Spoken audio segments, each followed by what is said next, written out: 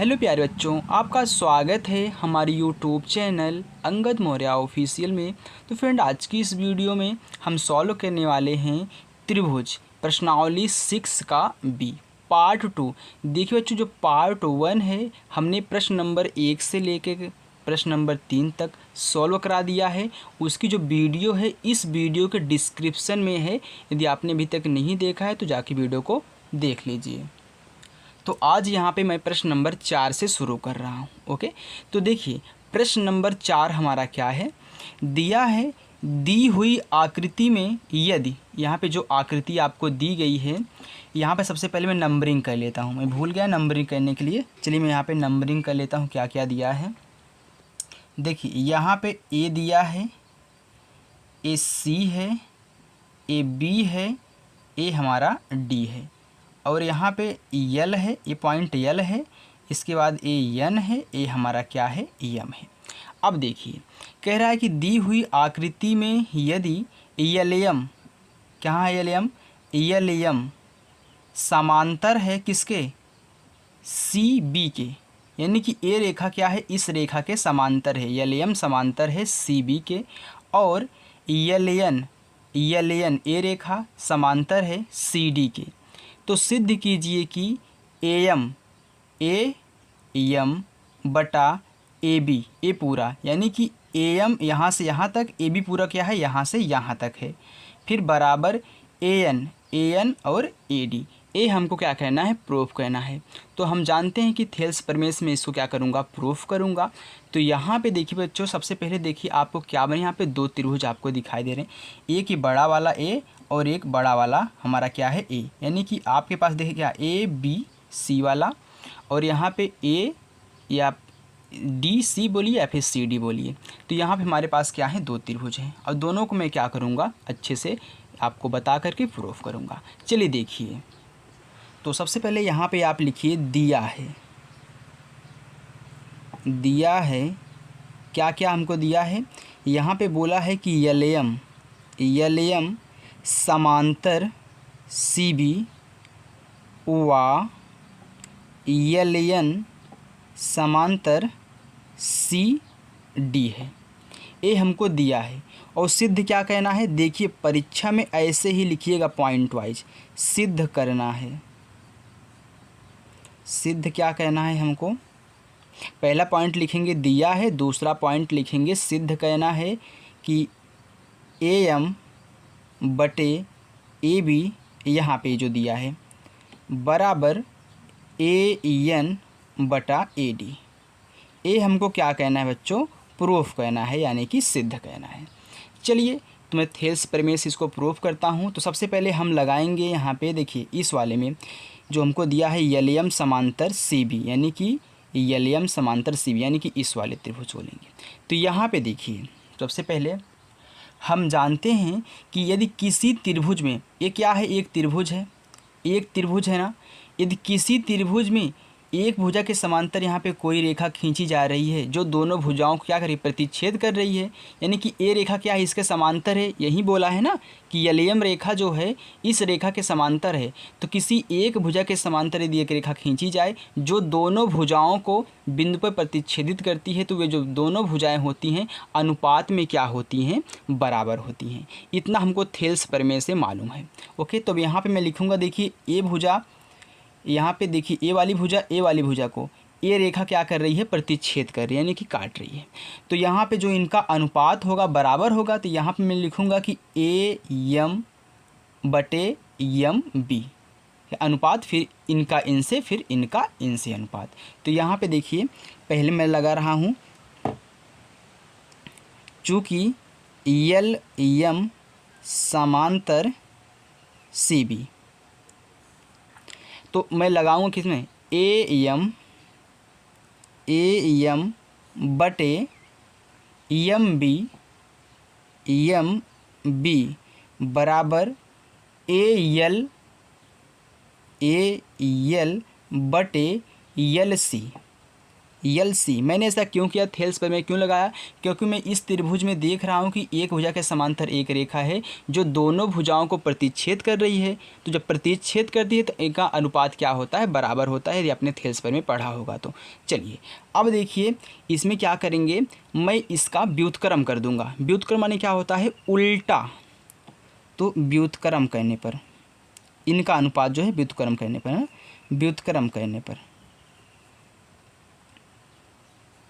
तो ये जो हमारा एम बी है ये ऊपर जाएगा, एम बी को हम ऊपर कर देंगे बटे ए एम को नीचे कर देंगे। यानी कि व्युत्क्रम मतलब पलट दो, उसी का उल्टा कर दो। यानी कि एल सी ऊपर कर दो और ए एल क्या कर दो बच्चों, नीचे कर दो।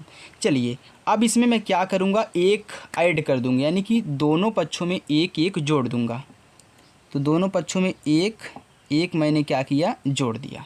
चलिए अब देखिए यहाँ पे गुणा करा लो। तो इसका गुणा इसमें होगा, इसका गुणा इसमें होगा। तो लिखेंगे M B plus A M बटे इसके नीचे एक होता है तो हर का गुणा करा लेंगे। अरे यार यहाँ पे क्या है, भिन्न का जोड़ ही है ना, तो क्या होता है इसके नीचे एक होता है तो ए एम का गुणा एक में तो ए एम ही होगा। इतना तो आप जानते ही हो, बराबर। वैसे इसमें कराओ E L C plus A L बटा कितना हो जाएगा, ए एल हो जाएगा। हो गया। चलिए अब देखिए यहाँ पे मैं देख रहा हूँ कि M B plus A M, तो M B plus A M B plus A M यानी कि ए और ए दोनों का योग है ना। अरे एम बी है तो एम बी है, प्लस ए एम है, यानी कि इन दोनों भुजाओं का क्या है, यहाँ पे योग हो रहा है।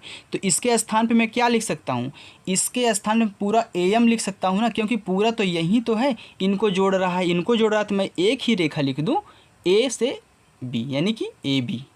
तो इसके स्थान पे हम क्या लिखेंगे, ए बी बटे ए एम को ऐसे ही रख दो, बराबर। अब इसमें भी ऐसे करो, देखिए E L C plus A L, तो ई एल सी एक भुजा हो गई, फिर ए एल यहाँ से, यानी कि दोनों भुजाओं का क्या है, योग हो रहा है। तो मैं एक ही भुजा यहाँ से लिख देता हूँ कि ए सी, ये परमेय से हो रहा हो कि ए सी बटा ए एल। अब फिर क्या करेंगे, इसका व्युत्क्रम ले लेंगे, यानी कि इसी का फिर उल्टा कर देंगे। यानी कि जो हमारा देखिए यहाँ पे पहले व्युत्क्रम लिए थे, अब फिर इसी का व्युत्क्रम ले लेंगे, सीधा हो जाएगा। तो ए एम को ऊपर करना है बटा ए बी को नीचे करना है। फिर यहाँ पे लिख लेना व्युत्क्रम करने पर, ओके सॉरी आपको दिखाई नहीं दे रहा क्या, व्युत्क्रम यहाँ पे लिख लो व्युत्क्रम, ओके, ताकि आपको पता चले क्या हुआ है, बराबर। फिर देखिए ये जो हमारा ए एल है ऊपर कर लेंगे और ए सी नीचे कर लेंगे। ये हमारा क्या हो गया, समीकरण नंबर 1 हो गया। ओके चलिए, तो पहले वाले में लग गया, यानी कि एल एम समांतर सी बी वाले में लग गया। अब हम इसका निकालेंगे एल एन समांतर सी डी में। चलिए देखिए, तो यहाँ पे लिखिए चूँकि एल एन समांतर सी डी, चलिए अब लगा दीजिए इसमें वही वाला नियम। यानी कि जब देखिए अब इसमें लगा रहे हैं ना, ए वाली इसमें लगा रहे हैं, ये भुजा देखिए इसके क्या है, समांतर है, इसके समांतर ए वाली भुजा है, तो इसकी दोनों भुजाएं हैं ना ये, तो इसको भी तो काट रही है, यहाँ पे काट रही है, यहाँ पे काट रही है, या फिर प्रतिच्छेदित कर रही है। तो इनका भी तो अनुपात क्या होगा, बराबर होगा दोनों भुजाओं का ना। तो जैसे इसमें लगाए थे सेम ऐसा इसमें भी लगाएंगे। यानी कि पहले मैं क्या करूँगा, पहले मैं यहाँ पर लिखूँगा ए एन फिर बटा ई एन डी, जैसे इसमें किया था, या फिर आप यहाँ पे लिख लीजिए थेल्स प्रमेय से, ठीक, ताकि आपको पता चले। अब देखिए तो क्या करेंगे, ए एन बटा एन डी बराबर किसके, ए एल और एल सी के, यानी कि ए एल बटा एल सी।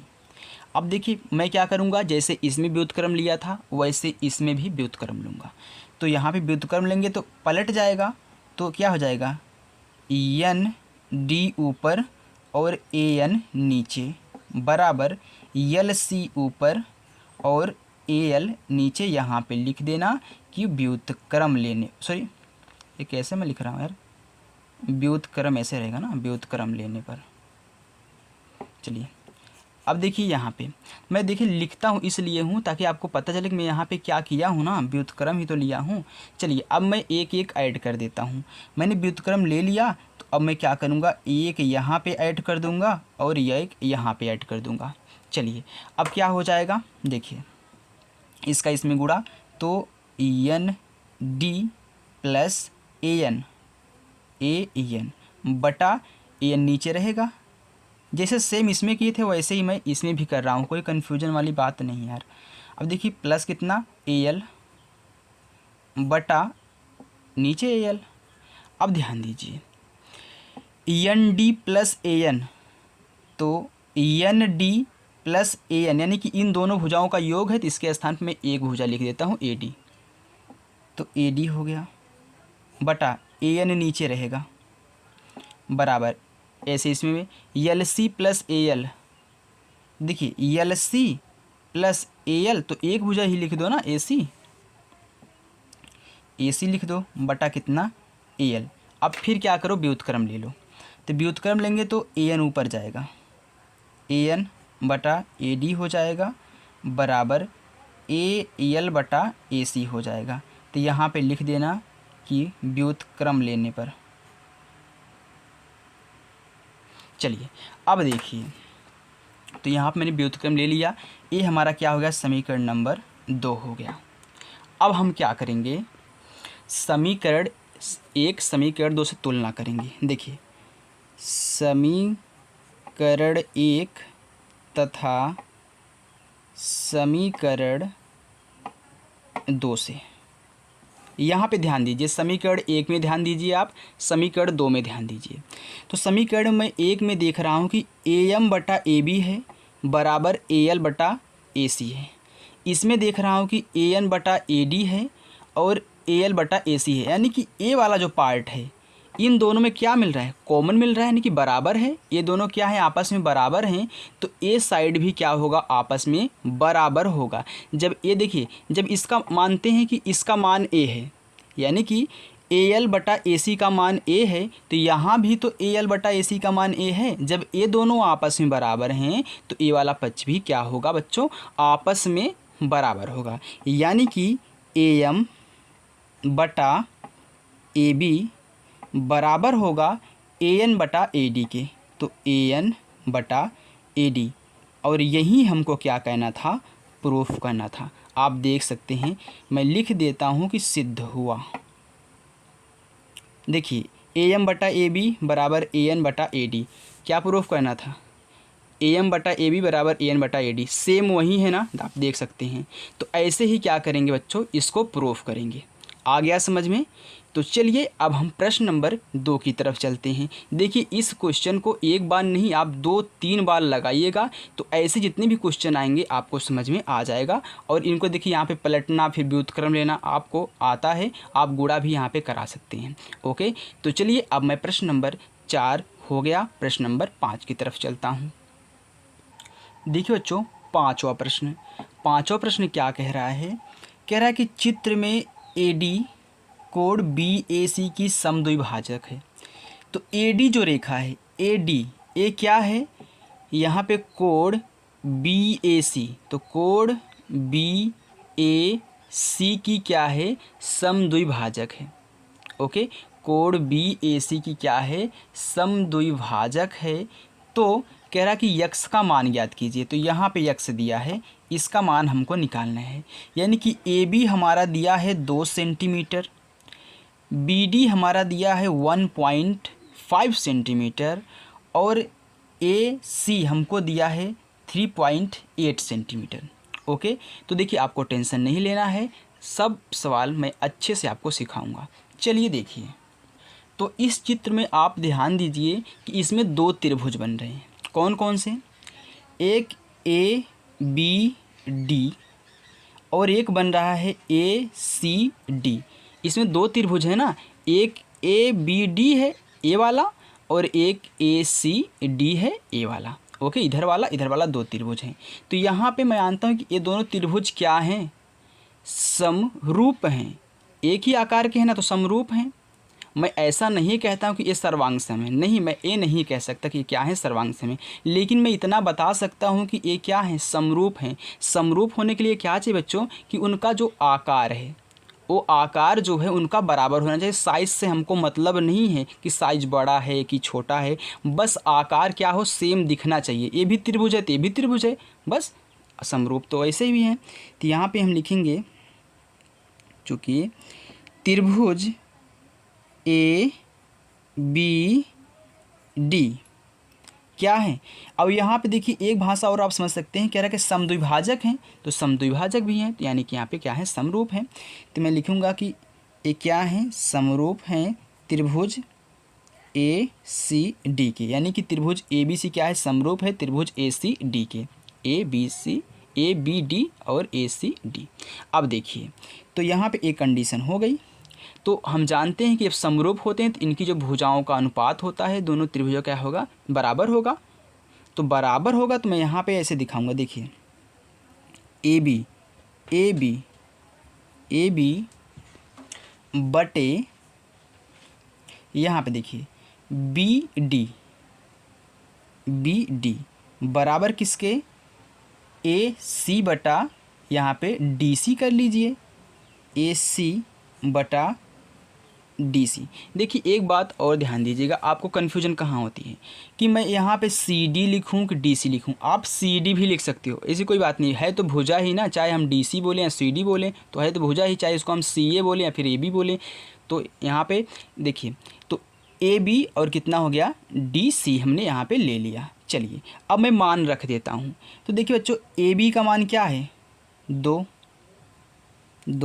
बटा बी डी का मान क्या है 1.5, तो 1.5 सब सेंटीमीटर में है, बराबर ए सी हमारा कितना है 3.8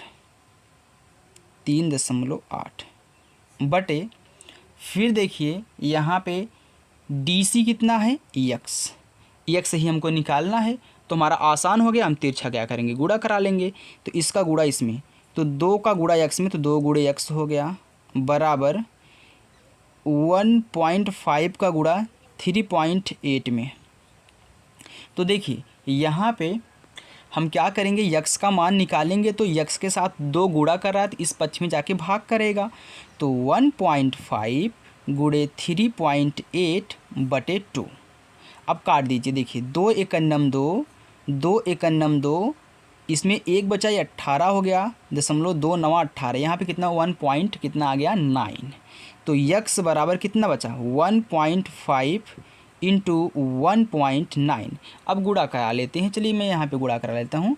1.5 का गुणा हम 1.9 में कराएंगे तो 9 पचा 45 की 5 हासिल 4, 9 1 9 9 4 13, 1 पंचा 5, 1 एकन्नम 1, कितना आ गया 5 8 2 आ गया। कितने अंक बाद 2 अंक बाद, 1 2 अंक बाद मैं दशमलव लगा दिया। तो यहाँ पे जो आपका आंसर निकल के आया है यक्स बराबर 2.85 सेंटीमीटर। ये क्या है, इस यक्स का मान है, यानी कि यहाँ पे क्या होगा, यहाँ पे होगा 2.85 सेंटीमीटर। हमने यक्स का मान निकाल दिया। तो चलिए बच्चों एक क्वेश्चन आपको 5वां आ चुका है। चलिए मैं प्रश्न नंबर 6 की तरफ चलता हूँ।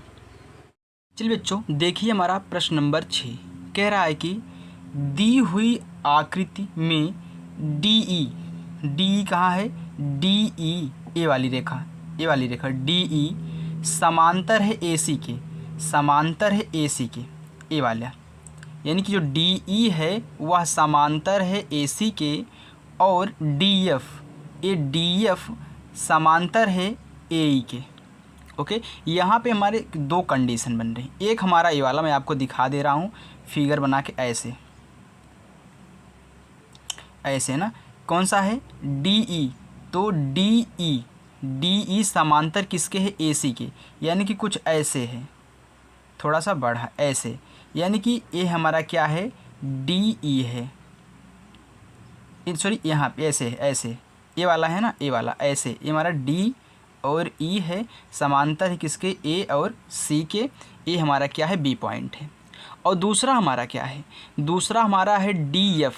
तो डी एफ कहाँ है, डी और एफ समांतर है किसके, ए ई के, यानी कि कुछ ऐसे बन रहा है, कुछ ऐसे बन रहा है, यानी कि बी पॉइंट दोनों का वही है, लेकिन डी एफ तुम्हारा डी हो गया, ए क्या हो गया, सॉरी एफ है, एफ हो गया किसके समांतर है, ए ई के, यानी कि इसको मैं ए कर देता हूँ, इसको ई कर देता हूँ, यानी कि इसमें क्या है, दो हैं। तो चलिए दोनों में मैं लगा देता हूँ। मैंने इसलिए अलग अलग बनाए बच्चों कि ताकि आपको पता चले कि हाँ इसमें कौन सा भी मैं बोलूँगा तो यहाँ पे देखिए कई तरह से बनाया गया है ना, तो आपको यहाँ पे ढूंढने में आसानी नहीं होगी। तो इसलिए मैंने यहाँ पे बना दिया। दोनों का क्या है, बी है, ए बी है, दोनों में देखिए ए बने हुए हैं, इसमें उपस्थित हैं।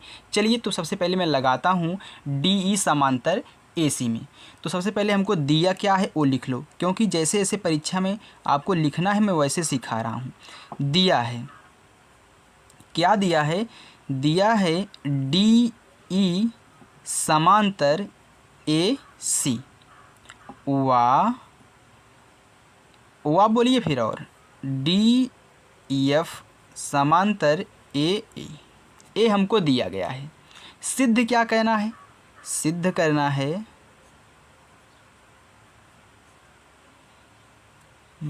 सिद्ध कहना है कि बी एफ बटा एफ ई, बराबर बी ई बटा ई सी। बहुत ही आसान तरीके से मैं इसको प्रूफ करूँगा और एकदम सरल विधि में प्रूफ करूँगा। ओके, अभी मैंने देखिए पहला जो क्वेश्चन सॉल्व किया था सेम इसी टाइप से था।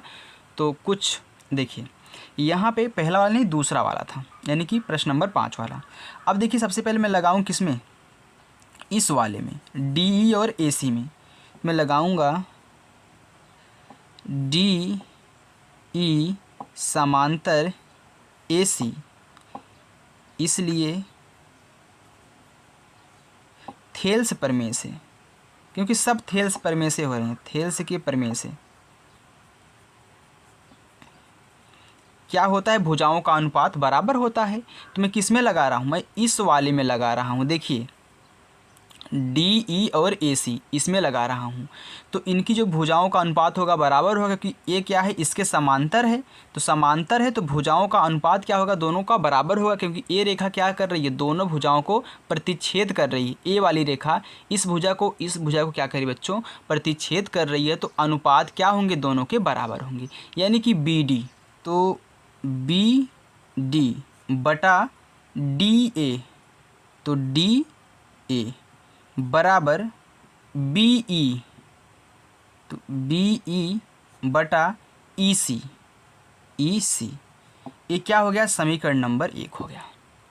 ओके, मैंने इसमें लगा दिया। अब इस वाले से यहाँ पे लिखेंगे पुनः डी एफ समांतर ए ई, तो थेल्स के प्रमेय से, थेल्स के प्रमेय से मैं इसमें लगा रहा हूँ, यानी कि जब ए भुजा इसके बराबर तो इनका भी अनुपात क्या होगा, बराबर होगा। तो बी डी बटा डी ए लिखिए या फिर ए डी लिखिए। तो मैं यहाँ पे देखिए डी ए लिखा हूँ इसमें, तो इसमें भी मैं यहाँ पे डी ए लिखूँगा, क्योंकि देखिए मैं ऐसे ऐसे और ऐसे ऐसे चल रहा हूँ, तो डी ए लिखूँगा बराबर बी एफ, तो बी एफ बटा एफ ई, तो एफ ई हो गया। ये देखिए दूसरा हो गया। बहुत ही सरल तरीके से प्रूफ कर रहा हूँ, इतना ध्यान दीजिएगा। दोनों में अनुपात मैंने निकाल के बराबर समीकरण नंबर 1 समीकरण नंबर 2 कर दिया। अब हम ध्यान देंगे यहाँ पे समीकरण 1 तथा समीकरण 2 से। समीकरण 1 तथा समीकरण 2 की तुलना करेंगे। तुलना कैसे करेंगे, ध्यान दीजिए। चलिए तो तुलना करिए। यहाँ पे देखिए समीकरण नंबर 1 को बी डी बटा डी ए बराबर किसके है, बी ई बटा ई सी के, और इसमें क्या है दूसरे में बी डी बटा डी ए बराबर है बी एफ बटा एफ ई के, यानी कि ए वाला और ए वाला देखिए दोनों सेम है ना, B D D A B D D A, जब ए दोनों आपस में बराबर हैं तो ए भी आपस में क्या होंगे, बराबर होंगे। अभी मैंने पिछले वाले क्वेश्चन में आपको सिखाया था, तो उसी से हम क्या करेंगे, ऐसे कर लेंगे।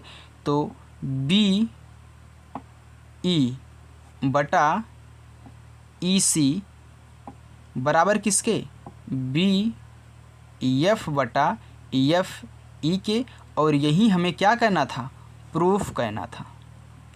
तो हमारा क्या हुआ, सिद्ध हुआ।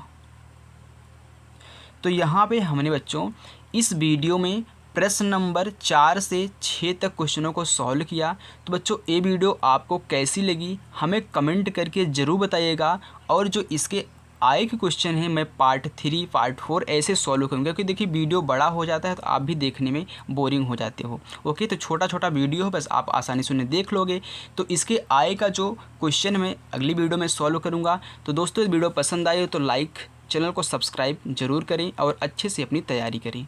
ओके, चलिए मिलते हैं नेक्स्ट वीडियो में, तब तक के लिए बाय।